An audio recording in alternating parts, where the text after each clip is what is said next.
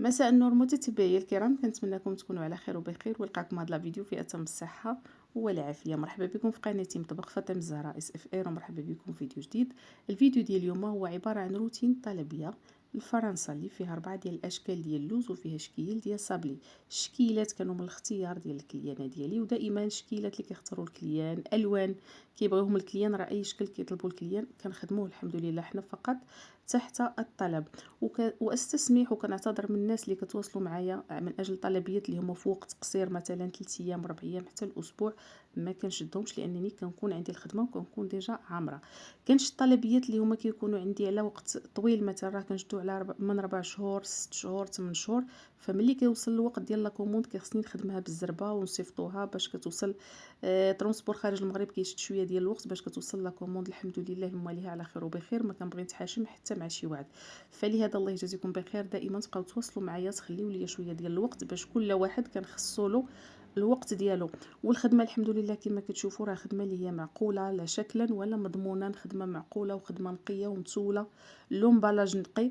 فكنتمنى تبقاو معايا في هذا الفيديو من الاول ديالو حتى الاخير ديالو باش تستافدوا، سواء الناس اللي باغيين تخدموا مع عندي طالبيات تعرفوا على الخدمه ديالي، وسواء كذلك السيدات اللي نتوما متتبعات ديالي ولا مبتدئات تستافدوا معايا من هذا الفيديو هذا.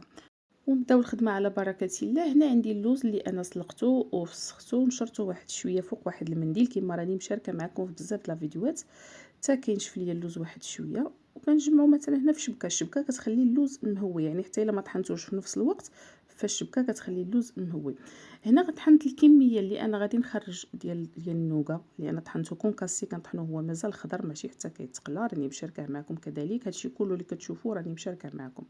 وهنا عندي العقده، بالنسبه للعقدات عندي هنا العقدات راه شي حاجه اللي هي مخدومه، يعني هذه اللي في البلاستيكات يعني راها واجده غادي نبدا بها الخدمه.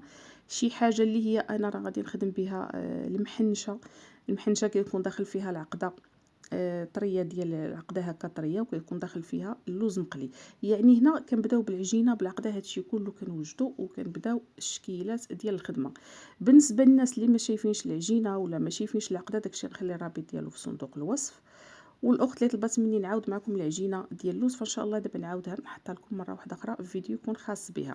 هنا العجينه من الضروري، وكنأكد ان العجينه ديال اللوز ديال الحلويات ديال اللوز ولا ديال كعب غزال تكون عجينه اللي هي مخدومه وتكون مرتاحه وتكون زوينه. هانتوما كتشوفوا القوام ديالها عجينه اللي هي رطيبه، ماشي قاصحه كتقطع، وماشي ديك العجينه اللي هي كتكون رطبه كتلصق. هنا العقده كذلك كتكون عقده اللي هي مخدومه ومعلكه على حقها وطريقها. هنا كندير واحد الكرات اللي كيكون القياس ديالهم ما بين 16 غرام 16 17 غرام على قياس المرشم اللي انا غادي نخدم به.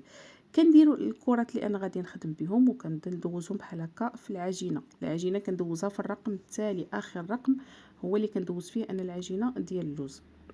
ملي كتكون العجينه واقفه مزيانه كدوز في اخر رقم كتكون يعني كتخرج زوينه، ولكن الا كانت مرخيه عندكم العجينه بزاف بزاف فما تدوزوهاش في اخر رقم، دوزوها في الرقم ما قبل الاخير. هذا مكان هنا كما كتشوفوا العجينه العقده كنلفها بحال هكا، وما كنديرش بزاف ديال الكرات، كندير واحد 10 ديال الكرات 15 الكره بحال هكا، وكنطبعهم باش العجينه كتبقى لي طريه. هنا عندي المطيبع اللي انا غادي نخدم به، وعندي النقاش اللي هذا الشكل ديالو بحال الضفير، هو هذا كما كتشوفوه راه معروف، يعني راه موجود في الاسواق بكثره، بحال الضفر كيكون داير.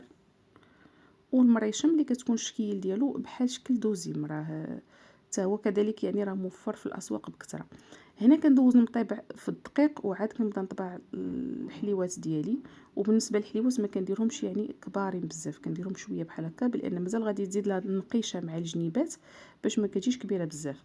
هنا كندير واحد الدهينه صغيره صغيره بياض البيض، كما كتشوفوا بانسو دهينه اللي هي صغيره باش ديك اللوزه ملي كطيب الحلوه كتبقى ثابته في بلاصتها وكتبقى في الشكل ديالها، ما كيضيعلهاش المنظر ديالها. صافي وكندور عليها بالنقاش بهذه الطريقه هذه، النقيشه كما كتشوفوا دائما النقاش كندوزوه في الدقيق، وكنمشي كنقش ويدي مايله، نقشه حدا نقشه، يعني نقشه كتجي متوله، النقشه شاده على اختها. الشكل ديال الحليوه ملي كتساليها كتجي بحال هكا، كتجي تبارك الله ما شاء الله، الخديمه ديالها ولا فينيسيون ديالها مفينيه ونقيه. ودائما كنحرص على الخدمه في الاول، سواء العجينه سواء العقده سواء النقيش، اي حاجه كنحرص عليها في الاول باش الحلوه ملي كطيب كتبقى في الشكل ديالها زوين. الا كانوا هاد الحوايج هادو زوينين، هاد الحوايج العقده والعجينه ولا فينيسيون نقي، الخدمه ما كتخرجلكش الكسور. ملي كطيب على حقها وطريقها، ما كتبقى لك حتى شي حاجه. عاود كذلك كنحرصوا على العجينه، عفوا كنحرصوا على الحلوه في الفران. عاود الطياب ديال الفران حتى هو راه مهم بزاف بزاف، فالحمد لله الخدمه ما كتخرجش الكسور. ولكن الا كانوا هاد الحوايج ما مضبوطينش من الاول، فضروري هذه منفوخه، هذه مطرطقه، هذه عوجه، كيبقى واحد الكميه ديال الكسور اللي هي كبيره في الاخير، اللي ما يمكنلكش تعطيها للكليان. الخدمه اللي هي كتحشم غادي تحشمكم مع الكليان. فكنتمنى تكونوا اليديده ديالكم نقاقيه في الخدمه، وتكونوا كتبعوا يعني ادق التفاصيل. صافي هنا كما كتشوفوا، كما قلت لكم كنصوب واحد الكميه اللي هي قليله، واحد 10 ديال الحبات، كنطبعهم وكنقشهم باش كيبقاو طريين. الطبعه ديالهم كتجي زوينه، وكذلك حتى النقشه ديالهم كتجي زوينه. صافي هذه هي الطريقه، كنبقى مستمره بحال هكا حتى غادي نكمل الكميه اللي عندي. بالنسبه لهاد الشكيلات، كل شكيل عندي منه 3 كيلو. هنا شاركت معكم هاد الشكل هذا ديال هاد الخاتم اولا ديال الكحك. هذه طريقه اللي هي عمليه بزاف بزاف وزوينه في الخدمه. كنطلق واحد الحريب اللي هو طويل بحال هكا، عجينه طويله. كندير حريبل بحال هكا يكون طويل على قياس شحال ما بغيتو ديروا، انا على قياس الكاميرا بحال هكا. كنضغط عليه شي شويه بحال هكا يعني، وكنغطيه بالعجينه، وكنضغط عليه بالكف ديالي. كنحاول انني نعطيه سمك واحد، ما يجينيش بلاصه غليظه وبلاصه رقيقه. وكنمشي كنقطعو بهذا القياس بحال هكا، قياس بحال هكا. بالنسبه لداك التالي غادي نقطعو شويه صغيور، ما بغيتش نضيع العجينه، ولكن راه انا غادي نزيد نقادو بصبعي. صافي وكنضغط عليه بهذه الطريقه بحال هكا. كندور العجينه، شوفوا كيما كيجي من الفوق عريان. السمك ديالو يعني ما كيجيش غليظ بزاف، نتوما اللي كتحكموا في السمك. بغيتو ديروه غليظ، بغيتو ديروه رقيق، بغيتو ديروه كبير، يمكن لكم ديروه كيما بغيتو. غير هو هاد الطريقه هذه كما قلت لكم، كتلقي واحد الحريب اللي هو طويل هكا وتقطعيه دغيا وتزربي عليه في الخدمه. فهي طريقه اللي تبارك الله عمليه. وبالصبيع ديالك يعني، وغادي تقولوا غادي يطلع من غيتلاقى غتبقى العقدة، راه ما كتبقاش. يعني الصبيع ديالك كتحاولي دير الصبيع ديالك في الدقيق كما كتشوفوا. وكنحاول انني نفينيه بهذه الطريقه بحال هكا. وحتى الا بقى واحد شويه ديال العقده يعني باين، راه في النقيش كيتنقش، كتقرصي ديك البليصه بالنقاش ما كيبقاش. الطريقه اللي هي زوينه وعمليه في الخدمه ديالها، كنتمناو تجربوها. دغيا كتسربي يعني، ما كتبقايش كتخدمي حبه بحبه. هانتوما راه كيجيو تبارك الله، خص غير اليديده ديالكم يعني تكون مقاده في الخدمه وتشدوا نفس العبار، راه كيجيو نفس القياس، ما كتجيش حبه كبيره وحبه صغيره. صافي هانتوما كما كتشوفوا، كنحاول غير راه ما كنلصقوا لا بيض لا حتى بشي حاجه. كنحاول غير انا بصبعاني كنحاول نفينيه مزيان، يجيني خدمه مفينيه وتجي لاصقه مزيان. راه ما كيتحلش بلا ما تحتاجوا ديروا له البيض. صافي وغادي نبقى مستمره بحال هكا. كيف ما قلت لكم كندير كذلك حربول واحد، وكنقطعو وكنقشو مره واحده يعني، باش النقشه كتبقى طريه وكتطلع النقشه زوينه. والعجينه ما تكونش عجينه اللي هي قاصحه، وما تكونش كذلك عجينه كتلاصق. العجينه تكون رطيبه باش كتجي فيها النقشه زوينه، كتنقش بكل سهوله وكتجي زوينه. النقاش اللي انا غادي نخدم به هو هذا، فيه 9 ديال السنينات. النقاش اللي هو طويل يعني كتنقشيه على الطول مره واحده. اما الا كان صغير فهو كتنقشيه من الفوق وتنقشيه من التحت، كيخصك تدوبلي النقشه. فهاد المساله هذه كتاخذ شويه د الوقت. ولكن الا كان هذا فهذا زوين، كينقشو من التحت كله، كتبقى فقط ديك الدائره ديال الوجيه، هذيك اللي غادي تندير في اللوز كونكاسي ملي غادي يطيب. هانتوما كما كتشوفوا معايا، وهذا هو الشكل ديالو. كيجي منقوش، كيجي زوين، كيجي كما قلت لكم طريقه اللي هي عمليه بزاف بزاف. هاد الطريقه هذه كنت شاركتها معكم في واحد الروتين، وكنتو رجعتوا طلبتوا مني انني نشاركها معكم، ولكن ما كانش عندي زعما في الطلبيات، ما جاني حتى فشي طلبيه. ملي جاو تحت الفرصه ها انا شاركته معكم. هانتوما كما كتشوفوا، غير النقيشه ديالو ضروري تكون منقيشه، تكون زوينه يعني، النقشه تكون مقاده وتكون العجينه طريه باش النقشه ديالو ما كتجيش مشنتفه. صافي كنبقى مستمره بحال هكا كذلك حتى كنسالي الكميه اللي عندي من كل شكل. كما قلت لكم كل شكل منه شكيل فيه 3 كيلو من هاد الشكيلات هادو. وبالنسبه للكميه ديال اللوز مثلا 3 كيلو، كل شكل غندخل فيه كيلو ونص ديال اللوز. كيلو ونص ديال اللوز غادي يخرج ليا 3 كيلو ديال الحلوه مفينيه معبوره. وغندوزو لهاد الشكل هذا. كناخذ هاد السيليكون هذا البيضاوي اللي هو اوفال بحال هكا، كندير فيه البيستاج ايفيلي بطريقه عشوائيه كيف ما كتشوفوا بحال هكا. والبندق كذلك كنحاول انني الواجهه ديال السيليكون كلها تكون مفرشه بالبيستاج وبالبندق وبرقائق ديال الورد البلدي. كنختار غير داك القليب ديال الورد اللي كيكون الشكل ديالو زوين وكيكون رقيقي كنديرو في الواجهه بحال هكا كما كتشوفوا. شكي اللي هو كيجي انيق في المنظر ديالو، كيجي زوين والمذاق ديالو شي حاجه رائعه. غير هو بالنسبه لمي كيسخن الحال الصيف والحراره وهذا، فهاد الشكل هذا ما كنخدموش مثلا نصيفطو لخارج المغرب ولا شي بلاصه اللي هي بعيده، لان الشكلاط الحلوه ديال الشكلاط بصفه عامه في هذا الصيف هذا فانا كنيفيتي انني نخدمها. علاش؟ كما قلت لكم ماشي عليا انا كنخدم في قلب داري، ولكن على حساب الكليان مع ترونسبور وهز حط والحراره باش لا كوموند ديال الكليان ما تكرفش وما يضيعش الانسان في الخدمه ديالو. هذا مكان هنا كما كتشوفوا بعد ما ساليت تعميره كامله ما بين البيستاج والبندق والورد، فغادي ندير الشكلاط. كندوب الشكلاط اللي كنخليه كما هو، ما كندير له حتى شي اضافات. ضروري الشكلاط ما يكون ثقيل شويه وتكون نوعيه ديال الشكلاط اللي هي نوعيه مزيونه. وكندير واحد الطبقه ديال الشكلاط اللي هي كتكون رقيقه ما تكونش عاليه، مثلا غير معلقه صغيره ديال الشكلاط. وهنا كندخلها للمجمد كتشد راسها. وكندير طبقه ديال العقده. بالنسبه للعقده فانا ملونها اولا دايره لها لي ميغاروم ديال البيستاج، الميغاروم ديال البيستاج كتعطيها هذا اللون هذا وكتعطيها واحد المذاق اللي هو زوين. تقريبا كل وحده كندير فيها داك 14 غرام ديال العقده، وكنخلي فقط واحد الطبقه اللي هي تكون رقيقه. المهم عينكم ميزانكم البنات، كتبقى واحد الطبقه اللي هي تكون عاود رقيقه. ملي كنقاد ديك العقده كنعمر ديك البليصه بالشكلاط، كتجي ديك الطبقه ديال الشوكولا من الفوق وطبقه من التحت، وكتجي ديك العقده ديال البيستاج في الوسط، وفي الواجهه فيها البيستاج فيها البندق فيها الوريضات. كتجي المنظر ديالها زوين، كيجي المنظر ديالها جميل بزاف بزاف، والمذاق ديالها شي حاجه طوب البنات. بالنسبه لمي كنفينيها كما كتشوفوا، بغيتو ديروها في اللونغيط يمكن لكم ديروها، بغيتو ديروها في لي كيسيت ديروها. انا هنا ما لقيتش لونغيط اللي هو مناسب لهذا الشكل هذا، فكندير لها لي كيسيط. ويمكن لكم كذلك تخليوها حتى بلاش، ولكن بالنسبه لي انا غادي نصيفطها لبرا، فخاصني الحليوه تكون في الكويرطات ديالها وتكون متيوله وتكون مسمقه. هذا ما كان الشكل النهائي ديالها هو هذا كما كتشوفوا، الشكل اللي هو اكثر من رائع. وهنا غادي نرجع نصاوب المحنشه اللي هي مقطعه. المحنشه عندي فيها هنا كيلو ديال اللوز اللي هو غادي نخليه خضر، وعندي 750 غرام ديال اللوز اللي هو مقلي محمر، يعني مقلي في الزيت، دهنته بالزيت مزيان ودخلته للفران تقلى في الفران على حقه وطريقه. بالنسبه للمحنشه لانني مازال غادي ندير لها العسل، كل كيلو ديال اللوز سواء مقلي ولا عقده فانا كندير له 300 غرام ديال السكر، ما كنزيدش فوق 300 غرام، لان مازال من بعد المحنشه غادي تعسل، غادي ندير لها العسل باش كيجي المذاق ديالها زوين، ما كتجيش ديك الحلاوه فيها بزاف اكثر من القياس. هنا بالنسبه لهاد الكيلو و750 غرام ديال اللوز فانا غادي نطحنو على دفعات. وعاد غادي نخلط سميتو العقده ديالي، عاد غادي ندلكها مزيان وغادي نخدمها مزيان. هنا كما كتشوفوا راني كنطحن العقده اللي هي ديال اللوز مسلوق، ملي ما طحناتش مزيان زدت لها القليل من ماء الزهر. راني شاركت معكم الطريقه ديال الطحين ديال الماكينه ديال هاد الروبو، هادي الطحين ديالها زوين الحمد لله. وبزاف ديال الاخوات اللي هما نبهوني منها، الله يجازيكم بخير، شكرا لكم جزيلا. غير هي راه ماشي زعما الخطوره ديالها لديك الدرجه، راه فيها زعما فيها الحمايه، ما تخافوش منها بزاف. وبزاف الاخوات اللي قالوا لي راه عندنا وكنخافوا منها، فغير توكلوا على الله وطحنوا ما تخافوا من والو.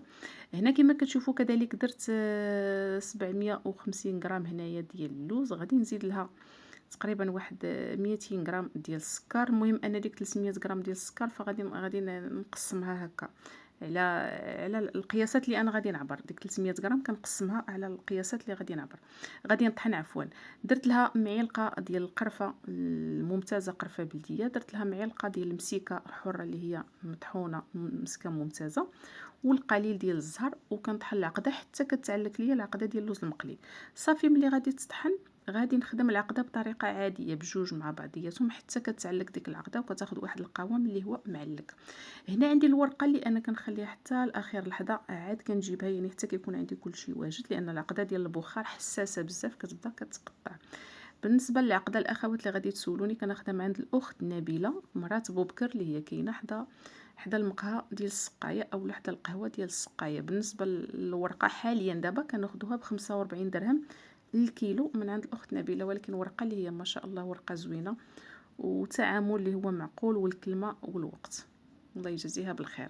صافي هذا مكان. هنا كما كتشوفوا الورقه كنقطعها على جوج وكنطلقها بهذه الطريقه هذه، ودائما الورقه كتكون في البلاستيك لان الورقه كتشرب ضروري، يعني كنجبد غير كنحلها ونديرها في البلاستيك ونبقى كنجبد غير الكميه اللي انا غادي نخدم بها. هنا كما كتشوفوا الورقه كبيره انا مقطعاها على جوج. غادي نديرها بهذه الطريقه بحال هكا، وغادي ندهن بالزبده. الزبده اللي تكون نوعيه مزيانه، انا مذوباها حتى كيتصفى منها الحليب غير واحد شويه، ما ترجعش نوازيط نوازيط. وغادي نبدا ندهن بها بحال هكا. كندير هاد البودان اولا هذاك الحريبل كنلوي بحال هكا، وفي الاخير كندير واحد الدهينه اللي هي تكون خفيفه ديال البيض. عوض ما نلصق بالدقيق والزهر ولا بالدقيق والماء، فانا كندير دهينه خفيفه ديال البيض، فكتبقى صامته عليها وكتعاونها حتى في الفران. ملي كتكون كطيب في الفران الورقه كتبقى شاده راسها، يعني ما كتنفخش ديك الورقه وتفتت اولا تحتت اولا ما عرفت كيفاش. المهم كنتمنى تكونوا فهمتوني. هذا مكان صافي. هنا كما كتشوفوا في الاخير عاود كذلك كندير ديك الدهينه ديال البيض بحال هكا خفيفه، وكندير قطبان بحال هكا في اللاطه ولا في الطبسيل ديال الفران، وكندخلهم للكونجيلاتور. ما كنقطعهمش دابا، كندخلهم للكونجيلاتور حتى كيقصحوا هما هكا في الطبسيل ديالهم. ملي كيقصحوا كيسهلوا عليا الخدمه، اولا ملي كيتجمدوا عفوا كيسهلوا عليا الخدمه. دابا تشوفوا معايا الطريقه. هنا بالنسبه للحلوه ديال اللوز، ملي خدمتها مثلا اليوم خليتها حتى لغدا وغندخلها للفران. هنا الحلوه راها ناشفه، شوفوا الشكل ديالها الحمد لله مخدومه مفينيه على حقها وطريقها، وراه كيف ما غندخلها للفران كيف ما غادي تبقى. غادي تشوفوها معايا. غادي ندخلها للفران على درجه 150 درجه، وكتبقى عيني عليها، يعني كنرد معاها البال.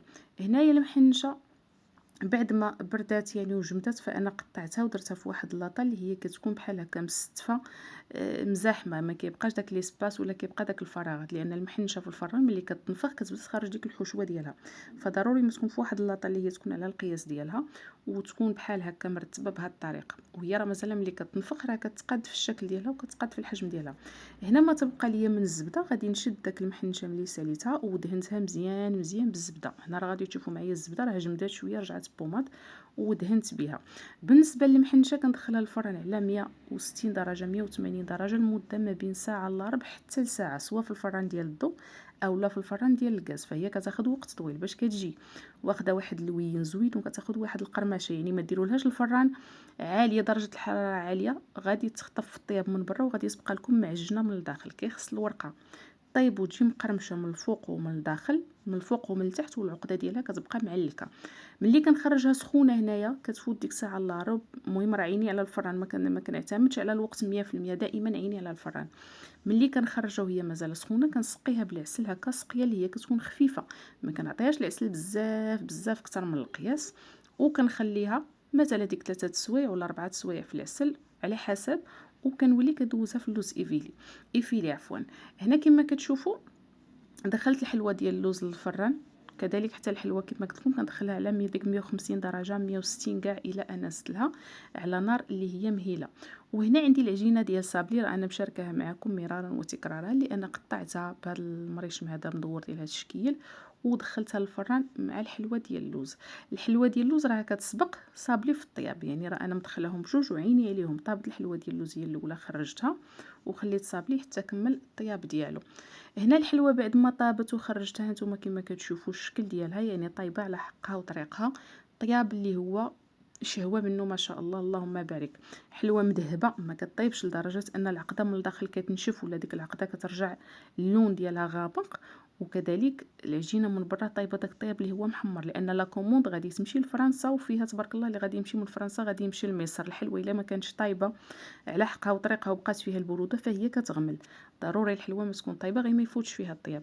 طايبه يعني داك الطياب اللي هو مذهب واخد حقه في الطياب. انا هنا راه يعني التصوير شويه، يمكن كنت كنصور هنا بالليل فاش طيبت الفران، يمكن كان الليل راه شي شويه ما باينش 100%، ولكن راه من بعد غادي تشوفوه.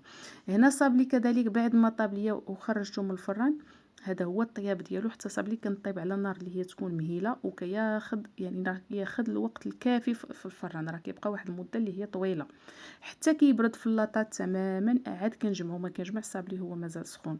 هنا صاب لي بعد ما برد وجمعناه، فاحنا لصقتو هنا بالنكهه ديال الكراميل، لان غادي ندير له النكهه. غادي ندير له النوغا عفوا، النكهه ديال الكراميل مع النوغا، يعني كيكون داك التقارب في النكهات كيجيو زوينين. وهنا الوريضات ديال عجينه اللوز او بات داموند اللي غادي نزين بهم هاد الصابلي هذا. كذلك حتى بات داموند دائما كيكون المذاقات متقاربين، يعني حتى هاد العجينه هذه راه انا ملوناها بالنكهه ديال الكراميل. واللون وتطلع اللون مثلا واللوينات وداكشي كيبقاو دائما على حسب الاحترافيه ديال المعلمه اولا ديال السيده اللي هي غادي تخدم اللي كتخدم. وهنا كما كتشوفوا معايا المحنشه بعد ما دوزتها في اللوز ايفيلي درناها في لي كيسيت. هنا صاب لي بعد ما تفينا الشكل ديالو هو هذا كما كتشوفوا.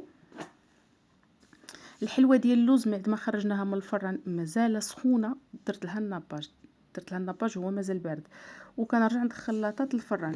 وإلا بردات ليا يعني الحلوه ديال اللوز بردات مثلا تشغلت وبردات، فكناخذ الناباج كنسخنو مزيان حتى كيغلي في واحد الكاسرونه، وكنضرب الحلوه باللوز بالناباج هو سخون.